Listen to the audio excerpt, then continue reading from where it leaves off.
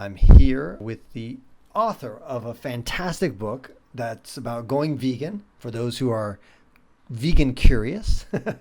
I highly recommend it. It's Hungry, Beautiful Animals. And I'm here with the author, Matt Halteman. And I wanted to ask you, Matt, about the concerns that some people say, you know what, I know it's the right thing to do, vegan, and I don't want to hurt animals. And I don't want to contribute to the slaughtering of animals and the way they're raised and all that stuff. But I read that a pescatarian diet is the best diet around there because Japanese live the longest, and so therefore that's probably the best diet for Homo sapiens. Point A. Point B, other people say, you need complete protein, and plants don't provide complete proteins. That's 2. And 3, other people say you need vitamin B12, and it's very hard to get B12. Do you get what? Supplements? And other things people say, you need animal protein because it's just different, magical than plant protein. And that there's no society. And finally, the final point is that there's never been a vegan society out there that we can show that these guys live to 100 years old because no society on earth is vegan. These are all claims I've heard thrown around. And I want you to address kind of like the health issues. Like there's the moral component, but then there's like, what if I don't have any morals? I don't really care. And I just want to eat the healthiest thing. Veganism to be vegan, it doesn't sound like the right answer if I want to be optimize health over and forget about morals. Put those aside. What's your response to all these things I've just said? Yeah. So the first thing I want to say, right, is that as my kids sometimes quip, I'm a doctor, but not the kind of doctor that helps people, right? So I have a PhD, not an MD. And so the first thing I want to say in humility is just that I am not qualified to offer anything like professional nutritional advice, right? And in the book, one of the things I say very clearly from the get-go is I'm going to leave the nutritional case to the experts. Having said that, we live at a thrilling time for the health case for going vegan, right? Because I think the evidence is compelling that you can get everything you need from going vegan. And in addition to getting everything you need, not only is going vegan nutritionally adequate for every moment of the of the human lifespan, it's safe for pregnant women, it's safe for lactating women, it's safe for infants and safe for young children. And not only, right, is it nutritionally adequate, but beyond that, it can actually prevent and even reverse certain diseases that we've come to call diseases of affluence, right? Diseases from overindulging in cheap animal products that are high in fat, right? And too much protein, it turns out, that can really lead to cancer and other sorts of problems, hypertension and the like. The best place to go to get a great handle on the layman's case for the nutritional adequacy and health benefits of going vegan is Dr. Michael Greger's nutritionfacts.org. So for all of the issues that you mentioned in terms of, right, like getting adequate protein, is it a complete protein? What about B12 and et cetera?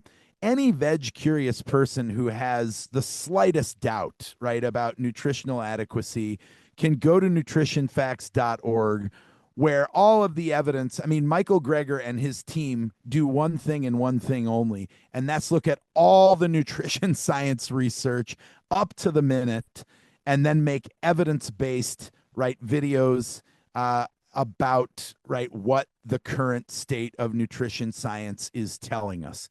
And so you could go to that website, you could search to your heart's content about whatever keywords, right, are your bugaboos. And I'll tell you, Michael Greger's got an answer. If you're not an internet person, he's got 3 books, right? One is called How Not to Die. Then that focuses on how going vegan can help to prevent and reverse diseases of affluence. One is called How Not to Diet, which takes you through how to eat in steady ways that don't involve, right, deprivation and all manner of other toggling around to the latest fad.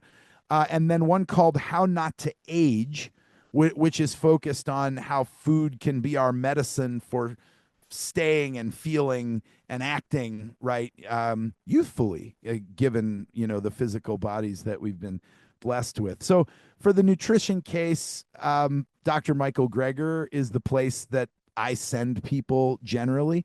But I always like to emphasize that when we're thinking about health, to me, it makes sense to pull back the lens a little bit and get a wider scope on what we mean by health. Because in my view, health goes beyond just nutritional adequacy, right? To really live fulfilled, joyful lives, we need inner health and harmony across those different parts of who we are. And so I not only do I think, right, going vegan is healthful for, living a good life, meeting one's nutritional needs, insulating one from various health risks and the like.